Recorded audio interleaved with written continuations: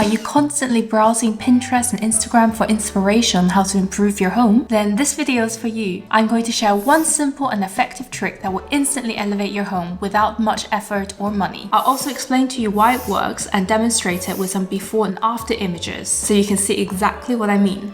As a licensed architect, design is my job and my passion. One trend I've seen gaining traction in recent years is all beige interiors. While beige offers undeniable warmth and versatility, some people might say, myself included, that all beige interiors sometimes can be a little bit boring, lacks personality, and doesn't provide as much visual joy as a slightly more colorful interior. Here's one trick you can use that will instantly elevate your home. It is so simple, it's gonna blow your mind. Add a little bit of red into your home.